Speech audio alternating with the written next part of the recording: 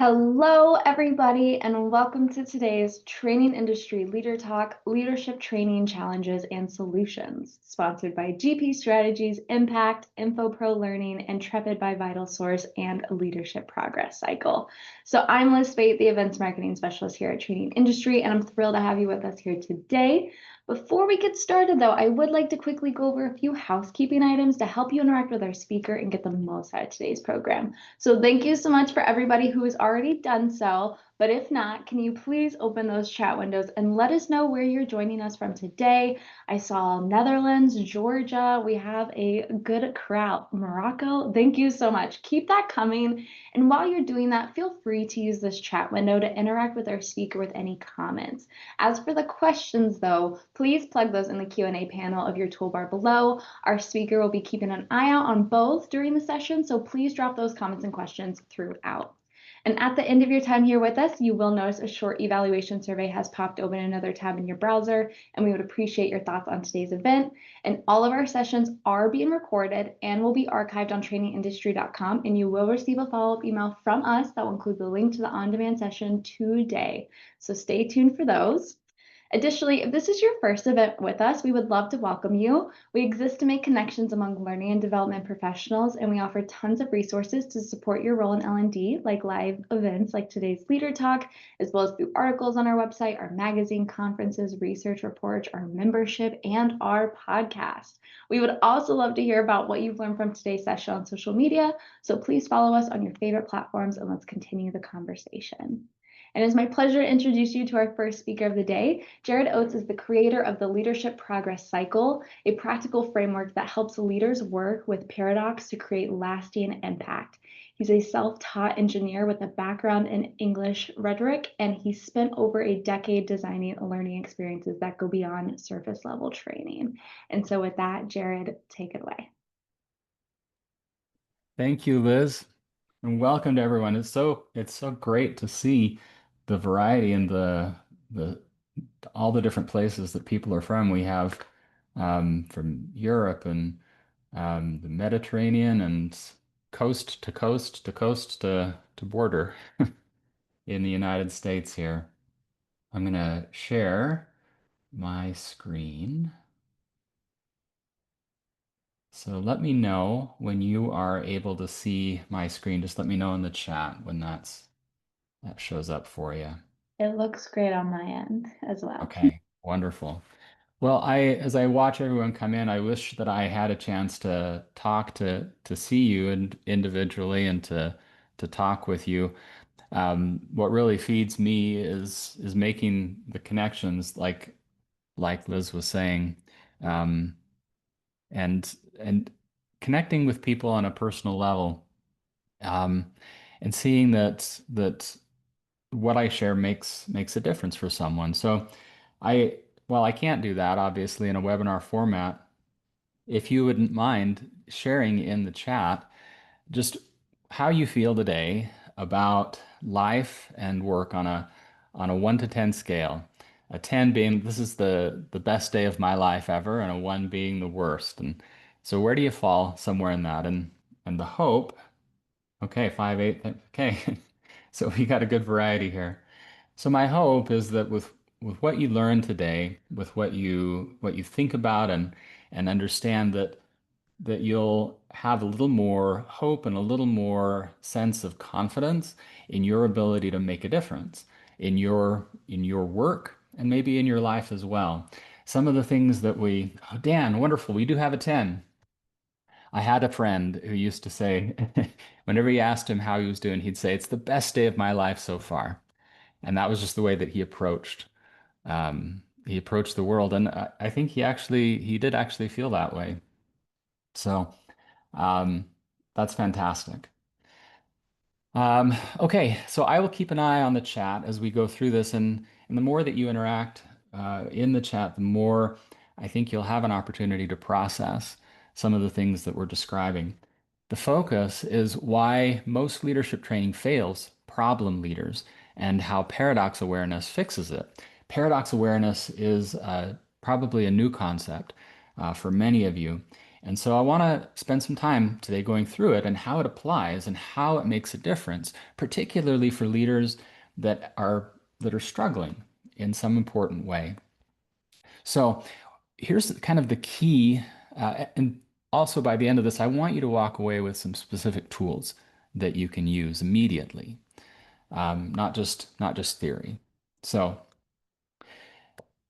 here's the question I want to pose to you. What if the root cause of persistent leadership problems isn't incompetence, but something called polarization? I think when we think about problem leaders, we tend to attribute the issues that they face to personality or to just a lack of understanding. But polarization is focusing on one good thing at the expense of another. You're getting pulled to one pole on a spectrum.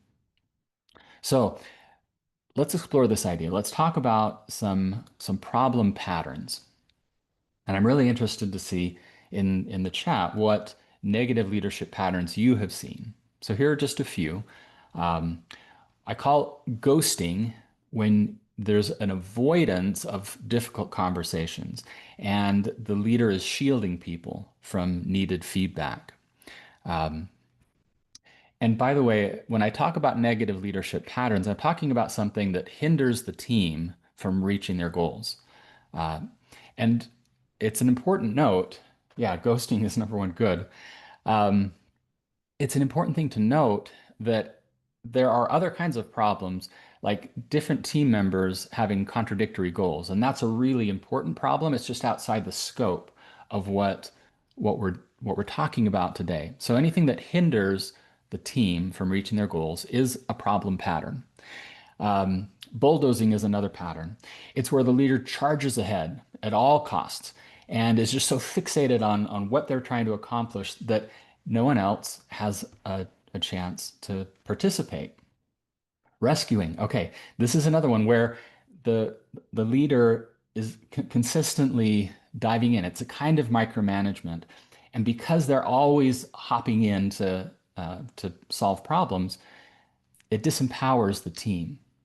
So you've seen all these good. Not building accountability. Yes, accountability is something I want to come back to. Are there other patterns that you've seen? Too busy to have conversations. Gene, yes, that's a great example. What other problem patterns have you seen? What are you dealing with in your work right now? Rescuing as a hero complex. Okay.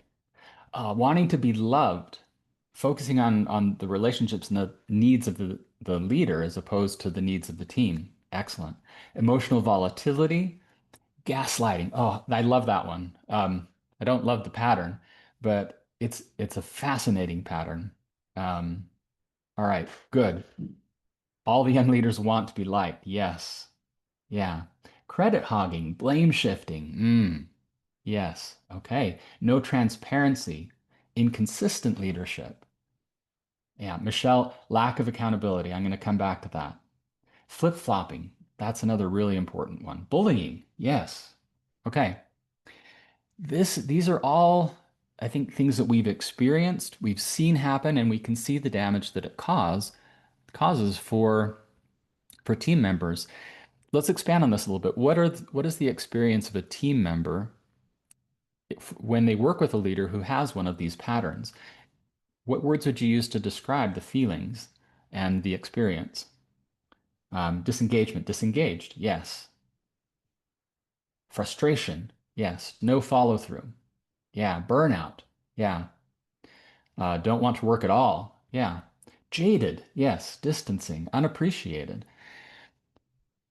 That emotional response from people who are experiencing the problem leadership from beneath, if you will, from the perspective of a team member that's subject to this problem leader. That emotional baggage is one of the things that makes this really hard to work with. So let's as we go through this, not ever lose sight of that, because that's a reality that is really important for members of our teams.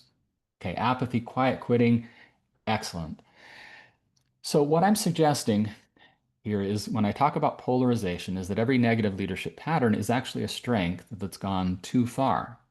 So with those examples that I gave, ghosting is about warmth, which is a strength, but it's become decoupled from accountability.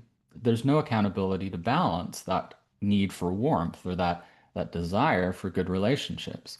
In bulldozing, there is a good quality there. It's persistence. But if you don't have flexibility and sensitivity to changing circumstances and to the needs of team members, it becomes a damaging thing. Rescuing is a desire to be helpful, but if you don't allow for the autonomy of your team members, then you you create more problems than in some cases you're solving with your virtue. So every strength, as as I'm presenting here, I think you can see has a counterbalancing strength that appears initially to be its opposite. And problem leaders are focused on a good thing and neglecting the counterpart strength. And as you're dealing with polarized leadership, that leadership can range from, a small degree of polarization to toxic extremes. So, one of the things that I want to offer you today is a way to start a conversation about polarization and about leadership strengths with your team. And it's available on the lpc.com website. You can use the QR code there to go to that link. And I'll come back to this. But what the survey, it's a self-assessment survey, and it just goes through a set of simple questions about strengths, and it's all framed as strengths. And a leader has a chance, or team members have a chance to say whether that that strength is something that is always true of them, or almost never true of them, or somewhere in between. So it's a Likert scale.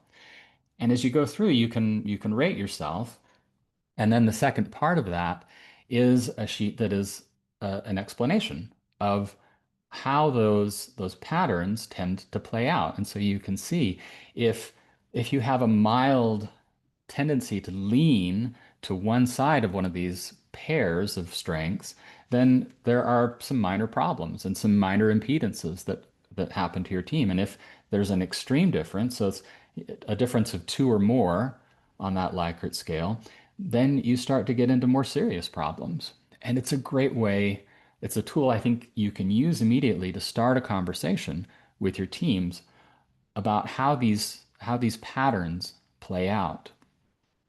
So what I'm describing in these pairs of strengths is what's called a paradox. So a paradox is a seemingly self-contradictory proposition that when investigated turns out to be true. So as an example, confidence and humility. Great leaders are confident and humble. Um, those two attributes are like two sides of the same coin. Confidence without humility becomes arrogance. Humility without confidence becomes passivity. But together, they form credibility. So, what words would you use to to describe? Oh, the link in the chat. Yes. Um, Lee, you already did it. Thank you. Lee, you're brilliant. Um, what words describe what it feels like to work with a leader who balances confidence and humility? Think of people you've worked with. How would you describe what it feels like to work with someone who has a balance? They are both confident and humble. Refreshing. Yeah.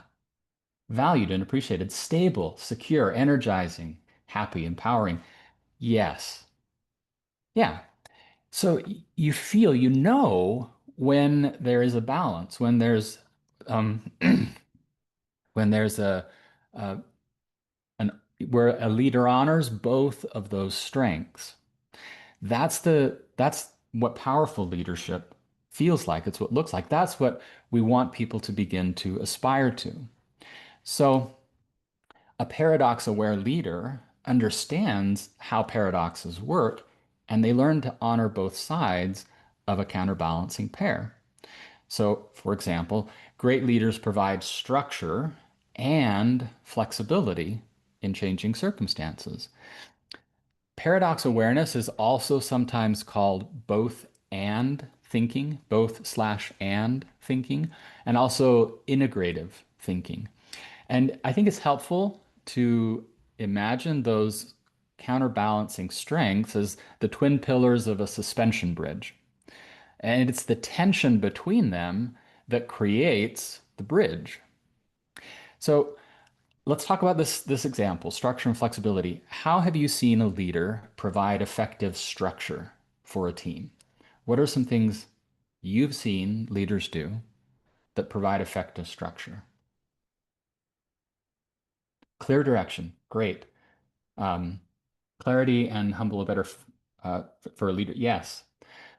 So creating processes, yes. Clear accountabilities across the team, clear goals and objectives, a clear vision, yes. All of those things create structure. They create a frame in which a leader can work, in which a team can thrive. So, same thing. Where have you seen flexibility? What does that look like? What does a leader do to provide flexibility? Yes, there will be a recording afterwards, Philomena. They're open to feedback. They listen. Yes, working arrangements that are perhaps adapted to the needs of individual team members. Clarity is king and queen. I love that. Um, Adaptive working arrangements again gives you the freedom to do things how you want to do things. Autonomy, I think, is a great word to use that. Yeah. Good team structure, assigned fairly, allow team to contribute to the business plan. Yes. Okay. Um, Sharing power, that's another great example. So, in those examples, then, you can see that polarized leaders make the assumption that because those strengths seem to be opposites, that one side must win and the other must lose. Polarized leadership is also called either or thinking. It's also called zero sum thinking sometimes, or a scarcity mindset. So leaders who deploy accountability, let's talk about just one more example, empathy and accountability. This has come up before. If you feel like you have to choose empathy for team members or accountability, if you have empathy without accountability, that creates permissiveness. If you have accountability without empathy, that's a harsh working environment. And those polarized patterns hinder progress and create unwanted outcomes. That's the nature of how a polarized leader prevents the team from achieving their goals. So, have you ever seen or experienced a team, and what does it feel like for the members of that team when a leader deploys accountability without empathy? What are your thoughts on that? If a leader deploys accountability but doesn't balance with, yeah, it's frustrating. There's resentment. It's oppressive. Yeah, I've felt suffocated sometimes in that kind of an environment, a harsh work environment. Yeah, do as I say because I said so. Yeah, exactly. So here's where we get into um, why most leadership training fails polarized leaders. So polarized leaders tend to reject training that doesn't validate their focus. Problem leaders have a reason behind their current focus, and they reject training that doesn't validate that focus. It's just a fact of the way we're wired psychologically that we can only see what we're looking for. And so this is why most leadership training doesn't fail them, doesn't serve those polarized leaders well because that it's not what they're looking for. Even if it is exactly what they need, it doesn't match what's most important in their minds, and so they think they don't need it. They think it doesn't apply to them. So in the chat, type yes if you've ever seen a leader dismiss or reject training that didn't validate their focus. Is this something that resonates with you? Yes. Okay. Okay. I think everyone then. I'm getting yeses across the board. I think that's really helpful for us to understand as trainers when we present training.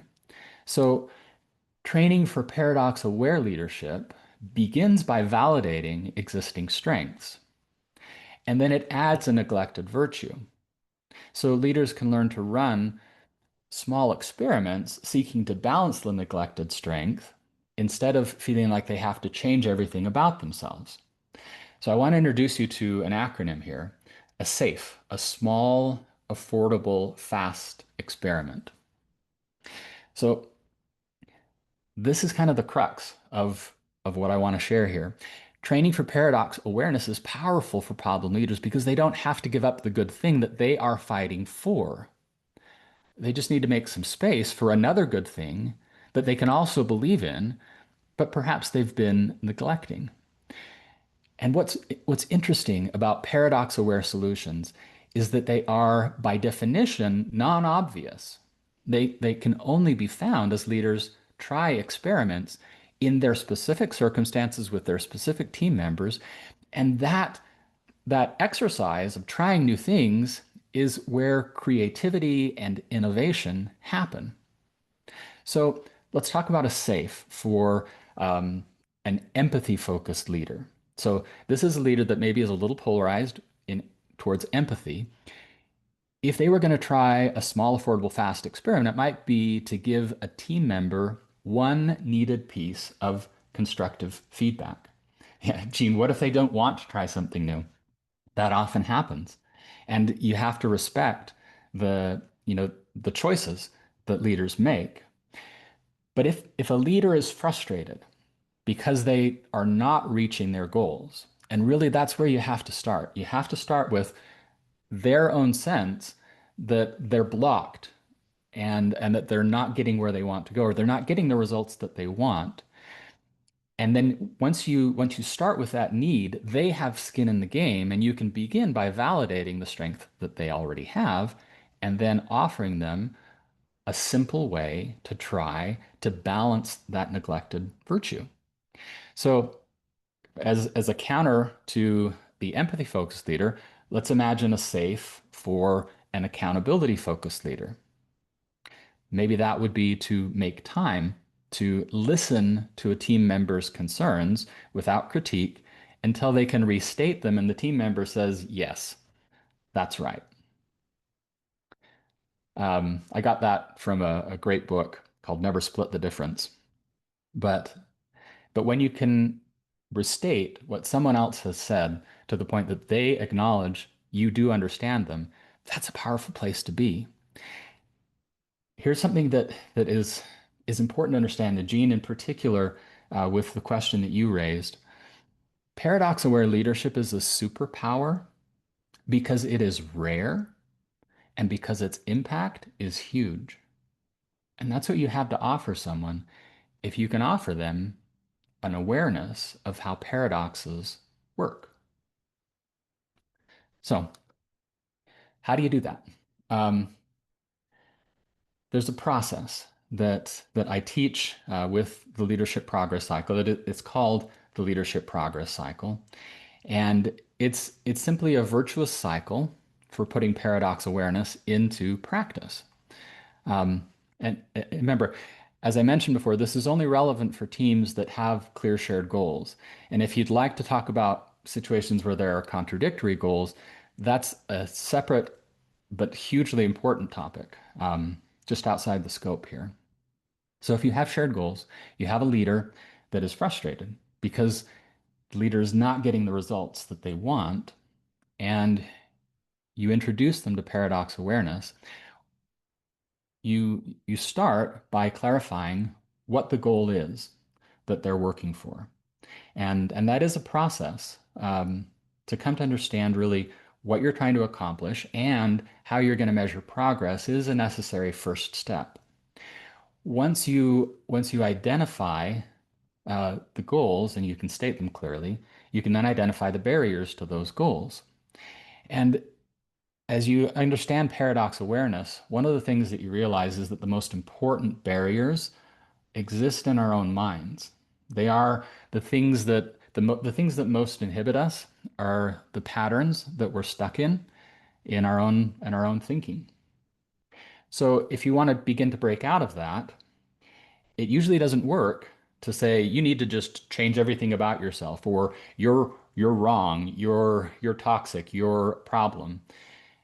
Instead, if you validate what they are doing right and encourage them to honor a neglected strength, again, a strength they can also believe in, with a small experiment, then they can begin to measure for themselves whether that's creating better results. So experiments work when you can see that they're getting you closer to your goals. And when a leader sees that they're getting closer to their goals, then they're bought in. So they can evaluate for themselves, they can see and decide whether it is making a difference or not. And once you have those results, then you come back to your goals. And sometimes you need to recalibrate your goals. Sometimes you can keep the goals and you can identify other barriers. And that's the way that you, over time, make real change. And you get even those problem leaders invested in becoming part of the solution. They can change, they can become something new, something better, something stronger. They can acquire that superpower.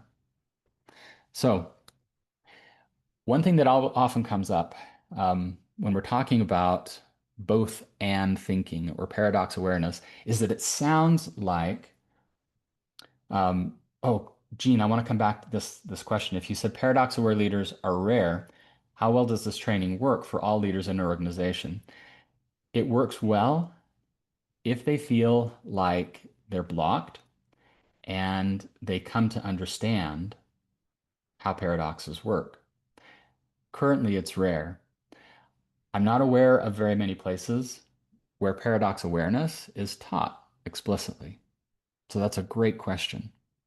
So, a concern that people have with paradox awareness or with both and thinking is it sounds like you can have your cake and eat it too.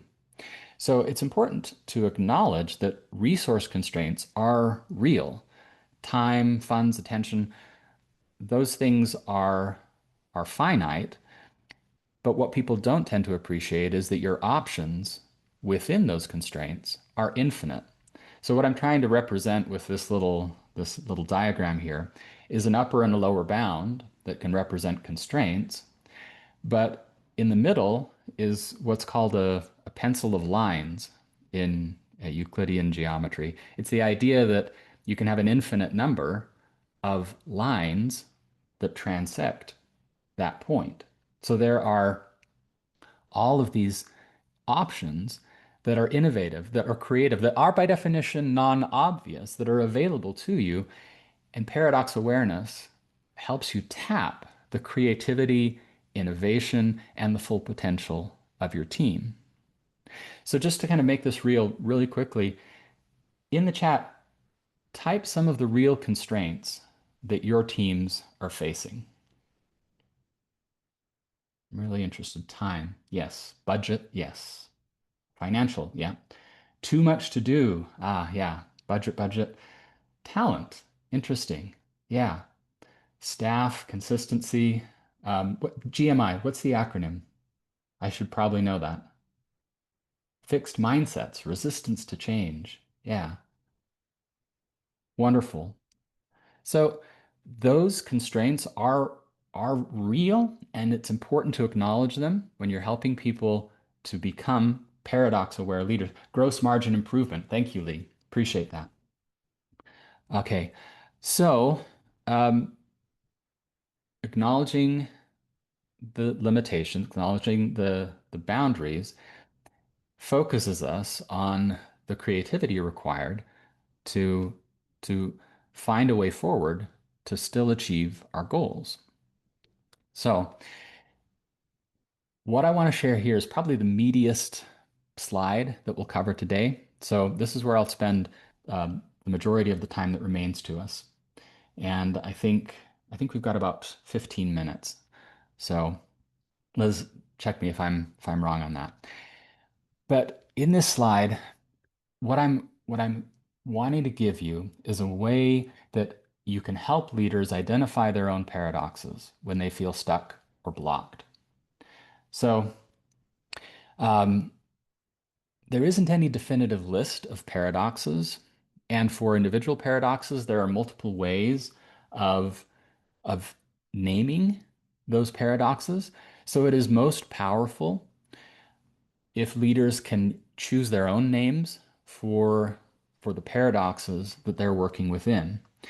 And what I'm sharing with you here is a simple process for helping leaders to do this. And this is adapted from something called the immunity to change model by two researchers at Harvard named Keegan and Leahy. So you start by paying attention to your emotions. So a leader who feels stuck or confused or anxious and frustrated around something they're trying to do, a goal, that often signals that there's a paradox in play. When you hear feedback that they, oh, and Gene, you're familiar with this. Yes. Okay, so wonderful. Yeah. When you hear from a leader that they're feeling stuck, then that becomes an invitation for you to offer them a new way to look at the frustration that they're experiencing. If they can identify then, so the second part of this is to identify counterproductive behaviors. So if you can ask them what fears or worries are connected to their own behavior and ask them if there is anything they see themselves doing that might be contributing to the lack of progress, that's a really vital piece of self-awareness. And you want to validate that. So when if you can identify that there may be something they're doing that isn't helping them move forward, then you can dig into that a little bit and reveal hidden competing commitments. So what fears or worries are connected to that counterproductive pattern? What is it that they are protecting or preventing with the behavior? And and what are the thoughts or assumptions then that make those commitments feel necessary? So there is a reason why they're doing something. And and there are some assumptions behind that. Every emotion that we feel has a thought behind it. And just because of the way we're wired, most of those thoughts happen at lightning speed and below the level of conscious thought. But as you explore what makes that behavior feel necessary, you can begin to expose some. Yes, there are some good questions for these, and I don't have time to share those today. But I'll, um, if you reach out to me, I can share more of that with you. Um, so if those assumptions that are behind the thoughts that are behind those commitments are something you can pull out into the light, you can begin to evaluate whether they are true assumptions, or whether they're maybe not true assumptions. And if you ask yourself, if these assumptions were false, how would my behavior change or my feelings change?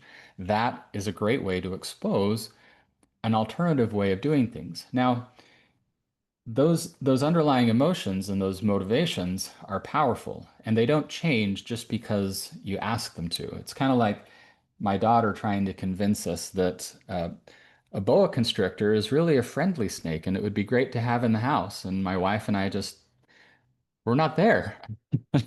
So there is an emotional and a visceral part to this. But here's something really helpful in framing that commitment that you feel. If you can translate something that you're afraid of, or avoiding, maybe you're avoiding guilt or shame or conflict, and translate that into something positive that you're fighting for, it really creates an important shift. So if you're avoiding shame, you can translate that to being honorable. Um, or, you know, what, I'll just kind of put this out to the group. Um, what valuable outcome or positive intent might you translate uh, a fear of conflict into?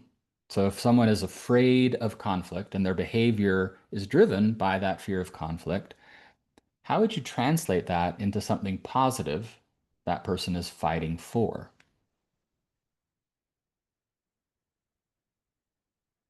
What are your thoughts? Attempting to build, maintain relationships. Yeah, they want good relationships, collaboration, harmony. Yes. Okay. A peacemaker. Yeah, creating team cohesion, harmony.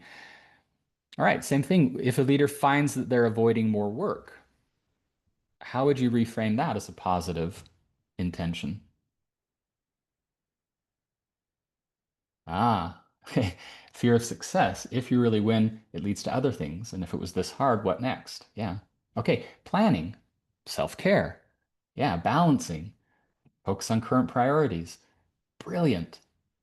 Okay, so you can see then if you're able to translate something that you're avoiding or fearing into something positive, then you have something worthwhile that you can frame as a paradox. So the goal is the thing that you're trying to accomplish that feels blocked. And the good that comes from achieving that goal is the strength on one side of the paradox, and the competing positive intention that you uncovered with that that simple process for uncovering your hidden commitments and exposing your assumptions, that's the other side of the paradox. So if you can help people go through that process, then they can discover for themselves the hidden intent that is one side of the paradox and the original goal. And when you understand how paradoxes work, you understand that you don't need to choose one or the other. Those named paradoxes that people come up with themselves are particularly powerful and and revealing when leaders can come up with them for themselves, because then they can see the barriers that are within their control and the ones that are based on their own competing commitments and unspoken assumptions. So, based on your understanding of paradox-aware leadership, how would a paradox-aware leader approach the conflict between the original goal and the hidden intent? What would you do? Positive intentions of wanting the other person to be successful. That's great. Great. Feedback. Okay. So again, you don't have to choose one or the other. You allow both things to be true, and you find the creative solution that honors both of those strengths or those values. Paradoxically, where leaders then can see, okay, great, less than 10 minutes left. Wonderful. We're just about done. So if you can see past surface contradictions, you have the opportunity then to find innovative, new solutions. And you can coach the leader. Yeah, coach the leader to choose for themselves. I love that. Coach the leader to choose, let's see, difficult conversations or clarity conversations. Yes, that's a brilliant illustration of this. So um, that's the process then. Based on results, leaders can refine and update their goals. That's that's what we teach as the leadership progress cycle. You clarify your goals, you identify the barriers, and keep in mind that the most important barriers are usually in our own thinking. We can experiment with ways to balance paradoxes. Paradoxes appear as barriers at first. And then as you try small experiments, you can evaluate the results and it begins a virtuous cycle and it creates lasting change. It creates durable change and durable innovation. That's what we want for our teams. So that's the essence of what I wanted to share with you today. In the chat, based on what you've learned, how would you do you how would you rate how you feel about your work and your life based on your ability to share paradox awareness with people? Reframe conversations. Yes. Much more hopeful. Good. Patty, you're at a 9. I love it. Thank you. 8, 9, 9, 8, 7. I love it. That's the goal. That's what feeds me. So I have again, there's that self-assessment survey. Um, if you have other questions, please reach out to me. Um, if you have questions you want to put in, let's see, Tammy, uh, how would you share the paradox with a client? It's a great question. Um, I think I need a little more context to be able to answer it. So I'm assuming you do consulting and you have a client and you want to share a particular paradox or you want to share the concept of teaching paradox. Maybe if you can clarify that. Um, I would say if you're teaching them to be aware of paradox, I would start with the self-assert for an example on any topic. Okay, great. So if we're talking about a particular paradox, let's do the accountability versus uh, empathy paradox. If you see that there's an imbalance one way or the other, I think I would start by just discussing what goals they have and how they feel blocked. That would be the key part starting place so that they feel like they're not being told what to do. They're telling you what they need, and then you can just offer something that would help. So once they identify how they're blocked and you sense that it's because there's an imbalance in either accountability or empathy, then you can help them identify that and name it for themselves and then simply suggest how paradoxes work. And that self-assessment is a great way to start that conversation. Just say, this is what tends to happen when empathy is emphasized over accountability, or vice versa. These are the patterns. Are those the patterns that you're seeing? Great. When they've identified it, then you can say, let's try some small experiments. And let's come up with an experiment that might honor that neglected strength. All right. What if the culture of the organization is highly task-driven? That's great. Again, the question comes back to what they're trying to accomplish. And there is going to be a reason why they're task-driven. And that can be something that you validate. If they're blocked because they're neglecting some other virtue or strength, then that's something you can help them identify. I think we're getting close to the end here. Liz, are we still good? We are still good if there is any other questions. But we have a couple more minutes. But this has been Okay. honestly lovely. I have learned a lot just sitting and listening. So I hope everyone else has as well. Thank you. Yeah. Please do reach out to me if there are other questions that you have. What would be the opposite of task driven? Okay, this is a great question. I'm gonna dump into this if we still have a second here. So task driven is a focus on an efficiency. And what I'm assuming, again, I don't have a lot of the specifics, but what's being neglected perhaps is some autonomy, some independence of team members to be able to find innovative ways or find ways that are more adapted to specific circumstances as opposed to just completing and checking off tasks. Um, that's one way that I would frame it, if I'm understanding what you mean by task focused. Gene, you can let me know. Uh, Jen McGinnis, you say one way I address paradoxes with leaders is to frame them as tensions. Yes. In fact, I'm working with a publisher just this week. I'm publishing a book that has as its title Tension, Mastering the Superpower of Paradox-Aware Leadership. So tensions is a great word, Jen. I love that you've also identified that. Um, yes, this approach is focused on the individual leader's tendencies. Excellent. It is a very individualized thing. It is a very attuned approach to training that is sensitive to individual circumstances and perspectives. Um, okay, for example, a call center where every action gets measured and leaders need to see to it that the targets are met. Okay, great.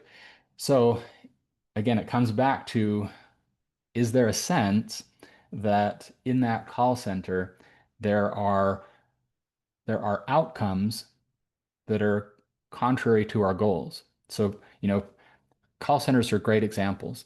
You can focus on closing tickets in a timely way. And if you incentivize closing tickets quickly, sometimes people close the tickets to make their numbers without really addressing the problem that the customer called in with. And that shows up as customer frustration and attrition down the road.